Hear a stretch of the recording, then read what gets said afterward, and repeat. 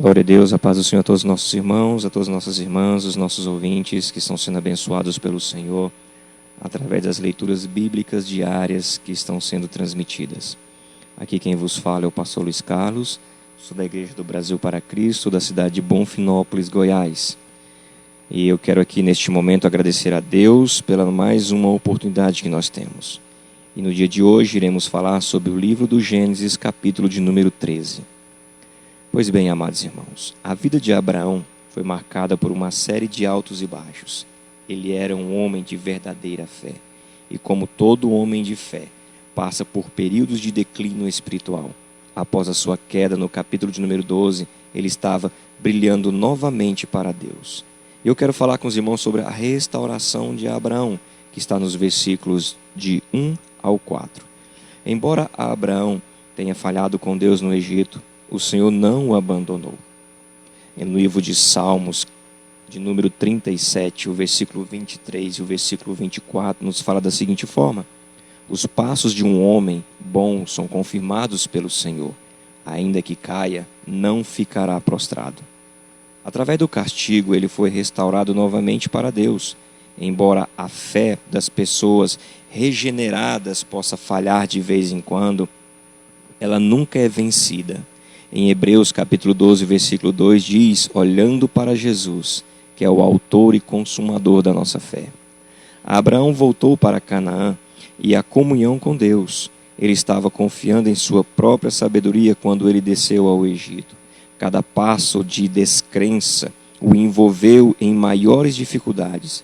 Depois de ser castigado e lembrado da habilidade de Deus em cuidar dos seus filhos, ele retornou ao lugar onde havia abandonado a Deus e então começou novamente a ter comunhão com ele. Um problema, amado, muito grande, no versículos 5 e 7.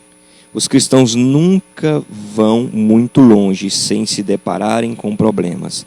Deus havia enriquecido tanto a Abraão e a Ló que se tornou difícil para eles viverem perto um do outro. Começou a ocorrer um atrito entre os seus pastores, que aumentou dia a dia. Não podemos afirmar, mas imaginamos que, em parte, este problema veio pela desobediência inicial de Abraão, quando o Senhor falou para ele que era para ele se separar totalmente de sua parentela. No versículo 7, nos mostra que os habitantes originais de Canaã estavam presentes lá. Uma importante lição deveria ser observada aqui. Os cristãos terão sempre suas diferenças e desacordos. No entanto, devemos lembrar que o mundo é o inimigo de Deus estão assistindo. Amados irmãos, olha que interessante isso aqui. Vou ler novamente. Os cristãos terão sempre suas diferenças e desacordos. No entanto, devemos lembrar que o mundo e os inimigos de Deus, aquelas pessoas que torcem pelo fracasso, estão assistindo tudo. O mundo adora ver os cristãos brigando e desonrando a Deus. Vamos sempre ser cuidadosos em nosso comportamento quando tratarmos com outros crentes, de maneira que venhamos a agradar a Deus. Uma resposta espiritual. No versículo 8 e 9, Abraão verdadeiramente manifestou um espírito cristão aqui, lembrando-se de que ele e Ló eram, entre aspas, irmãos, demonstrou que não queriam briga. Ele parecia valorizar seu relacionamento com o povo de Deus. Né? Sendo um homem mais velho, ele poderia ter decidido as coisas à sua maneira, mas ele rebaixou-se para Ló. Em tudo isso, ele agiu como um homem de mente espiritual. Eu quero pedir aos irmãos para que leiam no livro de 1 Coríntios, capítulo 3, versículo 1 ao 3. Uma decisão carnal, amados irmãos, está no versículo 10 e 13. Ló era verdadeiro filho de Deus. Infelizmente, ele ilustrou a verdade de que os santos podem fazer decisões carnais e sofrerem grandes perdas. Aqui diz aqui, amados irmãos, a primeira coisa, eu quero lembrar aos irmãos, a primeira coisa que ele fez, a primeira coisa que Ló fez, que desagradou o Senhor. Ele se casou com uma mulher que não temia Deus e teve graves consequências em sua vida como resultado dessa decisão. Ele tomou decisões sem primeiro orar, Diferente de Abraão, a Bíblia não menciona que ele tivesse muita comunhão com Deus. Suas decisões foram baseadas somente em fatos mundanos. O versículo 10 diz: E levantou Ló os seus olhos e viu toda a campina do Jordão, que era toda bem regada, antes de o Senhor ter destruído Sodoma e Gomorra, e era como o jardim do Senhor, como a terra do Egito, quando se entra em Zoar. Sem nenhuma preocupação das implicações espirituais, está no versículo 13. Ora, eram maus os varões de Sodoma e grandes pecadores contra o Senhor. Quando sua vida é explanada diante de nós, vemos que ele estava constantemente ocupado nos negócios deste mundo. Vejamos o que Ló perdeu em razão da sua vida espiritual descuidada. Nós perdemos muito, amados irmãos, quando nós temos a nossa vida espiritual descuidada no Senhor. O que ele perdeu? Ele perdeu a paz e a alegria de espírito. Ele perdeu sua família, sua mulher e alguns de seus filhos morreram quando Sodoma foi julgada. Suas outras filhas deram muitas evidências de que não conheciam a Deus. Ele perdeu na sua influência. Não há evidência nenhuma, amados irmãos, de nenhuma conversão em Sodoma. Até mesmo a sua família não levou a sério as suas advertências espirituais. Seus descendentes se tornaram uma maldição para o povo de Deus. Ele caiu em pecados grosseiros.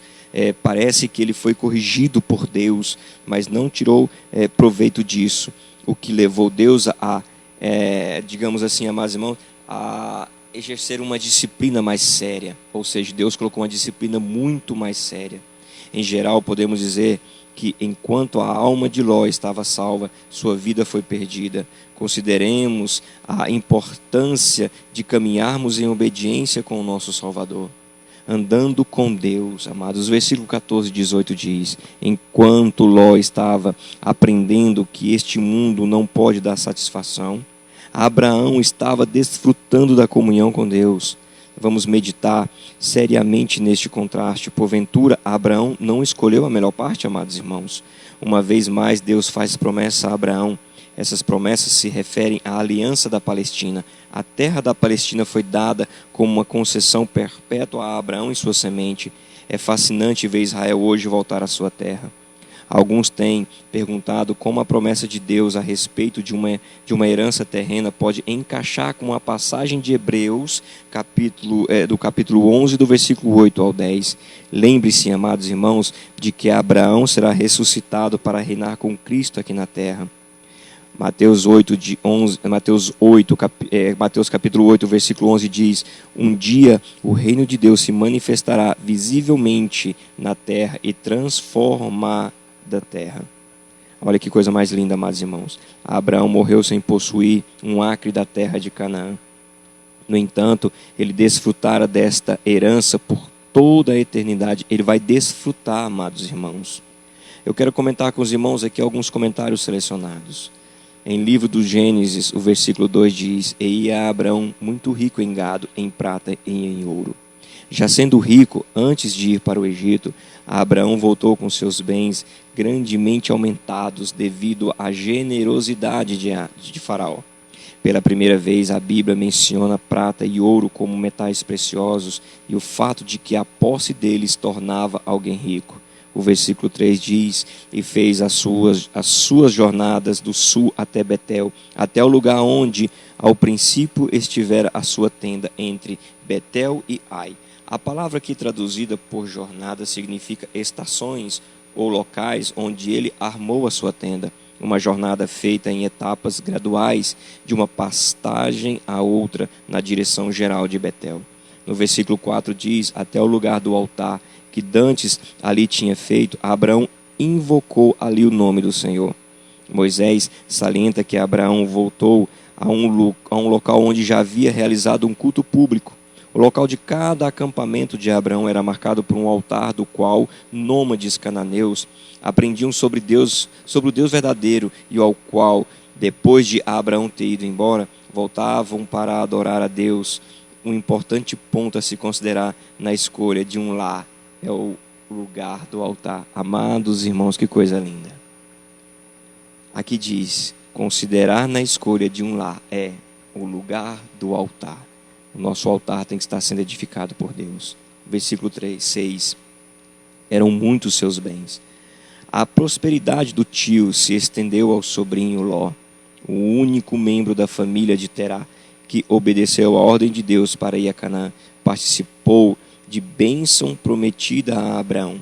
Uma vez que a terra já estava ocupada pelos cananeus e as montanhas de Canaã eram cheias de flores, como mostra registros antigos, havia poucas pastagens permanentes para os grandes rebanhos de gado e ovelha dos recém-chegados. Se fores, apesar de Abraão, por ser o mais velho da família, merecer mais respeito e prioridade de escolha, deu esta oportunidade a Ló. Que coisa linda, amados irmãos. Olha que coisa mais linda. Abraão deu a oportunidade a Ló de escolher aonde ele queria ir. No versículo 10 ao 13, Ló escolheu o fértil vale do Jordão e se mudou em direção ao leste. A escolha de Ló por um ambiente urbano alerta o leitor cuidadosamente de Gênesis sobre os possíveis problemas, tendo em vista terem sido as cidades serem retratadas sobre uma luz negativa.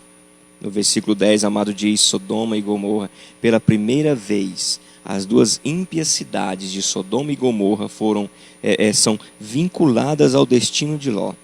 Essas cidades parecem ter estado situadas ao sul do Mar Morto, que no de Abraão era muito menor do que hoje.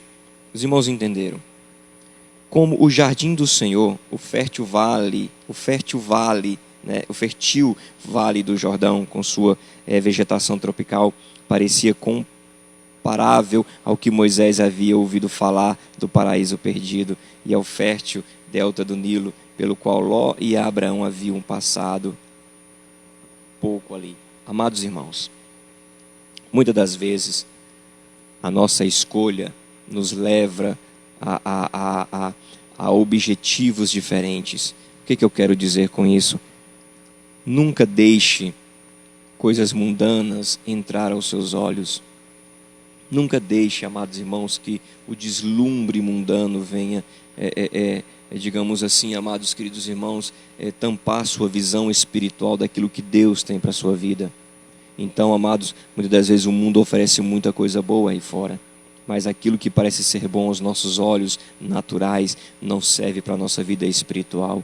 Então, amados, vamos aprender no Senhor, aprender que é muito melhor a escolha de Deus sobre a nossa vida, e que Jesus vos abençoe no nome do Senhor Jesus. Eu quero orar por você. Pai, o Senhor venha abençoar agora, meu Deus, segundo a tua vontade, o teu querer, a vida dos nossos ouvintes, dos nossos irmãos, que pessoas vão ser tocadas e edificadas por Deus. Pai, eu quero te agradecer por mais uma oportunidade, por mais um dia, Senhor, nós estamos participando aqui dessas palavras. Que o Senhor venha trazer, meu Deus amado, conforto, que o Senhor venha trazer alívio, que o Senhor venha trazer refrigério, que o Senhor venha tocar, que o Senhor venha, Pai amado, curar neste momento. Eu quero te glorificar, Jesus, e eu quero te agradecer por tudo que o Senhor tem feito, no nome de Jesus Cristo. Que Deus os abençoe a todos, no nome de Jesus.